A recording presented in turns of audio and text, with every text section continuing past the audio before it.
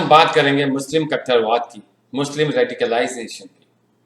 क्या कभी आपने सोचा है कट्टरपंथी मुस्लिम शरण लेने के लिए धर्मनिरपेक्ष यानी सेक्युलर भारत का क्यों सहारा लेते हैं? मुस्लिम खुद तो कट्टरवादी बने रहते हैं और सांप्रदायिक जहर को फैलाने के लिए भारत के सेक्युलर संविधान के पीछे शरण लेते हैं, हमारे संविधान के आड़ में आके छुप जाते हैं। यह सभी मानते हैं कट्टरपंथी मुस्लिमों की वजह से भारत में इस्लामोफोबिया फैल गया। भारत पर इस्लामोफोबिया का आरोप लगाना वास्तव में एक सच है और यह एक क्रॉनिक बीमारी की तरफ फैल गया। सदियों से मुस्लिम शासन के दिए गए घावों को देखते हुए कट्टरपंथ मुस्लिम शासन और कट्टरपंथ इस्लाम के होते हुए लाखों मंदिरों को तोड़ने की घटनाएं हुई हैं। लाखों हिंदुओं को तलवार के दम पर धर्म परिवर्तन कराया गया। हिंदू की संस्कृति खत्म करने की हर संभव कोशिश की और इतना सब होने के बाद अब हिंदुओं में कट्टरपंथ आ जाना चाहिए था, लेकिन हुआ क्या? हुआ इसका उल्टा विपरीत। इतना होने के बाद भी हिंदुओं ने मुस्लिमों के साथ रहना मंजूर किया। विभाजन से पहले मुस्लिम समुदाय ने एक प्लेटफॉर्म तैयार कर दिया था। उनकी प्लानिंग कुरान में उम्मा के प्रिंसिपल भारत को मुस्लिम राज्य बनाने की थी और विभाजन से 40 वर्ष पहले से ही इसका एजेंडा तैयार कर लिया गया था। वैसे तो देखा जाए तो ओवैसी जैसे पाकिस्तान परस्त समय समय पर भारत और भारत की सनातनी संस्कृति के खिलाफ जहर उगलते रहे हैं। इसकी वजह है भारत का सेक्युलरिज्म और इसी का परिणाम है इस्लामिक कट्टरवाद। यह कितना बड़ा विरोधाभास है कि जिस पाकिस्तान का जन्म कट्टरवादी इस्लामिस्ट से शुरू हुआ था, वह इस्लाम वाले लोग भारत में सेक्युलरिज्म चाहते हैं। अगर वास्तविकता के हिसाब से देखें तो इसका मुख्य कारण है ओवैसी, वारिस पठान और मोहम्मद साद जैसे पाकिस्तान परस्त जो समय समय पर भारत और भारत की संस्कृति के खिलाफ जहर उगलते रहते हैं, भारत के संविधान की आड़ में जीते हैं और कट्टरवादिता के साथ अपनी रणनीति बनाते हैं, हमारे संविधान से खेलते हैं। इस सब के पीछे AIM, popular front of India PFI और socialist democratic party of India जैसे मुस्लिम पार्टियां। और यह मुस्लिम पार्टियां अपने मकसद में कामयाब होने के लिए कांग्रेस या दूसरी वामपंथियों पार्टियों का भरपूर फायदा लेती है और राजनीति के इस खेल में वामपंथी भूल जाते हैं कि यह कट्टरपंथी किसी के नहीं होते, किसी न धर्म के होते न किसी और समुदाय के होते, स्वयं इस्लाम के। स्वामी विवेकानंद ने कहा था ऐसा कोई अन्य मजहब नहीं जिसमें इतना अधिक रक्तपात किया हो और अन्य के लिए इतना क्रूर हो। इनके अनुसार जो कुरान को नहीं मानता कत्ल कर दिया जाना चाहिए, उसको मार कर उस पर दया करना एक पाप है। जन्नत पाने का निश्चित तरीका है उनको कत्ल कर देना, गैर ईमान वालों को मारना। इस्लाम द्वारा किया गया रक्तपात इसी विश्वास का कारण है। अगर देखा जाए तो इस सब के पीछे कुरान, मौलवी और मुल्लों का हाथ है। दुनिया में शायद ही कोई ऐसा धर्म हो जो लोगों और लोगों के धर्म को नष्ट करके खुद उस पर बैठना चाहता हो। यह ठीक वैसे ही है जैसे कोई तानाशाह किसी देश पर राज करता हो, पूरी दुनिया में इस्लाम का ख्वाब देख रहा हो।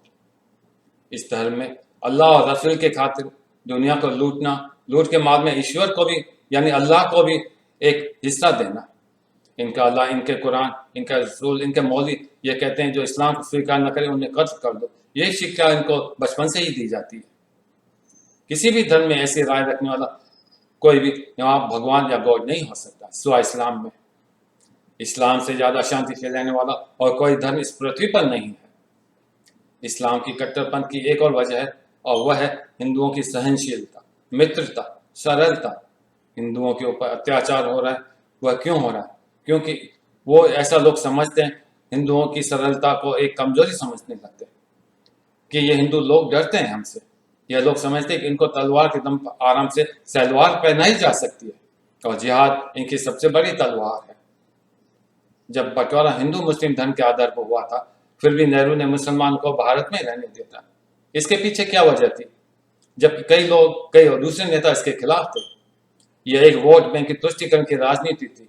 यह उसी समय शुरू हो गई थी, पार्टीशन काफी पहले। वैसे आज हम जिस भ्रष्ट तंत्र में जीने को मजबूर हैं, उसकी जड़ों को हमारे राजनेताओं ने भरपूर सींचा है। यही वजह कि नेताओं की कौम से आम आदमी गणना करने लगा, लेकिन उसकी मजबूरी है। आजादी के बाद से भारत में मुस्लिम नेतृत्व खेल खेल रहा है। भारत में राजनीतिक दलों के साथ मिलकर हिंदुओं में फूट डालो और शासन करो का बड़ा खेल हो रहा है। ऐसा नहीं कि हमारे इतिहास में हमारे विद्वानों ने हमें जताया नहीं, समय समय पर इसकी चेतावनी भी दी, लेकिन भ्रष्ट राजनेताओं ने केवल अपने स्वार्थ के आगे देश को बर्बाद कर दिया। चाणक्य ने कहा था कि ऋण, शस्त्र और रोग तो समय रहते ही समाप्त कर देना चाहिए। जब तक शरीर स्वस्थ है, आपके नियंत्रण में, ऐसा नहीं करते तो हालत और परिस्थिति हाथ से निकल जाती है। और यही हुआ मुसलमानों को हिंदुस्तान में रखने के बाद। स्थिति अब हाथ से निकलती हुई लग रही है। डॉक्टर भीमराव अंबेडकर ने कहा था, हिंदुओं को समझना चाहिए कि वे भारत के बीमार लोग हैं और ये भी उनकी बीमारी दूसरे भारतीयों को स्वास्थ्य प्रसन्नता के लिए घातक है। इसका समय रहते इलाज करना बहुत जरूरी है। इसके बाद नवंबर 1946 में मेरठ के एक अधिवेशन में सरदार पटेल ने पाकिस्तान की मांग करने वाले लोगों पर जोरदार हमला किया था। उन्होंने कहा था, आप जो करें उसे शांति और प्रेम के साथ करें, आपको सफलता मिलेगी, लेकिन अगर कोई तलवार उठाएगा तो उसका जवाब भी तलवार से दिया जाएगा। अब समय आ गया है कि हिंदू और हम लोग तलवार उठाएं। केंद्रीय मंत्री गिरिराज सिंह ने अभी कुछ ही दिन पहले बयान दिया था कि 1947 में बंटवारे के वक्त यहां से सारे मुसलमानों को पाकिस्तान भेज दिया ना चाहिए। इस खाई की बुनियाद नेहरू जी ने रखी थी। जब एक स्वतंत्र हिंदू देश के विजनरी प्रधानमंत्री यह कहते हो कि मैं दुर्घटना से एक हिंदू हूं, तो फिर उनके विचार और आत्मा तो मुस्लिम हो गई ना। यह कहां का खेल है? इसका खामियाजा हमें भुगतना पड़ रहा है। इसका कसूर हमें कसूर वो करें और भुगते हम। डॉक्टर अंबेडकर ने भारत में मुसलमानों के क्रूर तथा रक्त रंजित आक्रमणों की गहराई से अध्ययन किया था। उन चाटिकारों तथा दुष्यब भ्रमित वामपंथी इतिहासकारों को फटकारते हुए लिखा था, यह कहना गलत है कि सभी आक्रमण केवल लूट या विजय के उद्देश्य से आए थे। उनका उद्देश्य तो दारुल इस्लाम और दारुल हरब का ही है। उन्होंने आप बताया, दारुल इस्लाम का मतलब है ऐसे मुस्लिम बहुल इलाके जहाँ पे इस्लाम का शासन रहता और मुसलमान रहते। और उन्होंने कहा था दारुल हरब वो है एक युद्ध भूमि की तरह, जहाँ पे वो रहते तो हैं लेकिन उनका वहाँ पे शासन नहीं है। वहाँ पे शासन किसी अन्य समुदाय का, अन्य जाति का है। वहाँ पे लोग बहुमत किसी अन्य जाति के लोगों का है। तो वहाँ पे उनको ऐसा कुछ करना है ताकि उनका देश वो इस्लामिक देश हो जाए। और ये लोग यहाँ पे इस उद्देश्य से आए हैं कि भारत को इस्लामिक राष्ट्र बनाया जाए, दारुल हर्ब बनाया जा सके। सोचने वाली बात तो यह है कि मजहबी भाईचारे की बात करने वाले जो सगी बहन के भाई ना हो सके, वो हम हिंदुओं के भाई कैसे हो सकते? और जिहाद, गजवाए हिंद, काफिरों के कत्लेआम और दारुल इस्लाम की विचारधारा वाले हमारे भाई कैसे हो सकते हैं? अब वक्त आ गया है, हमको बोला माँ बहनों को आगे भेज दिया, कुछ ब्लैंकेट में बैठ गए। अरे भाई, अभी तो सिर्फ शेरनियां बाहर निकली है और तुम्हारे पसीने छूट गए। और समझ लो अगर हम लोग साथ में आ गए तो क्या होगा। 15 करोड़ है मगर 100 के ऊपर भारी है, याद रख लेना ये बात, ये याद रख लेना बात। था ये आपकी पार्टी के नेता है ना। आप कहते हो हम 15 करोड़ है, हम सड़क पर उतरेंगे। आप मुसलमानों को, इस देश के मुसलमानों को बार बार गुमराह कर रहे हो, जहर घोल रहे हो। आपको ये ठेका किसने दिया इस देश के मुसलमानों का? महाराष्ट्र में आपको कौन पूछता है? फिर अगर इस प्रकार की भाषा का इस्तेमाल किया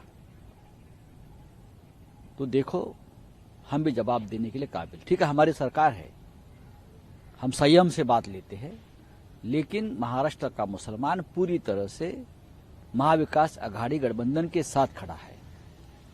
और आपको ये अगर अच्छा नहीं लगता तो जिस भाषा में आप चाहते हैं हम जवाब देने को तैयार हैं। यह कितनी विचित्र बात है। ओवैसी, वारिस पठान हिंदू मुसलमान को भड़का रहे तो संविधान खतरे में नहीं आया। उनके भाषणों में हमेशा हिंदुओं को भड़काने और आग लगाने जैसी बातें की जाती हैं। लेकिन अगर किसी हिंदू ने यह बयान दे दिया मुसलमान के लिए तो लोग संविधान संविधान चिल्लाने लगते हैं।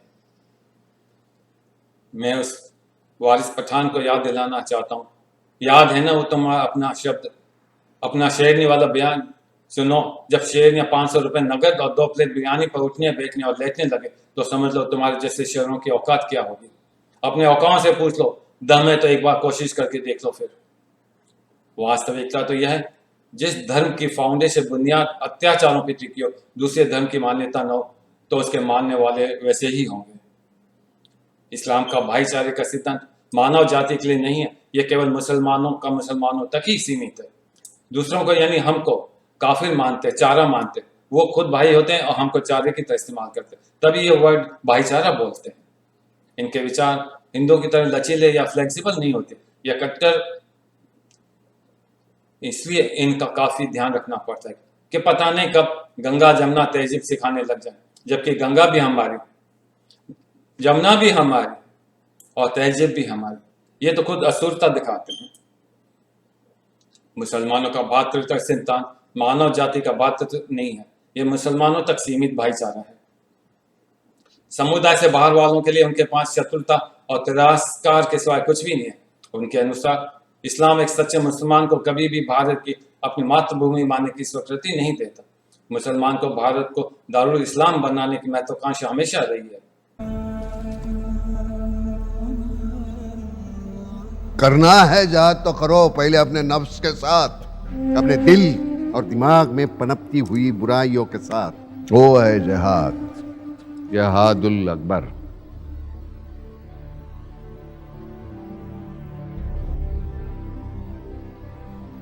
एक बार कुरान ठीक से पढ़ता या सिर्फ पढ़ता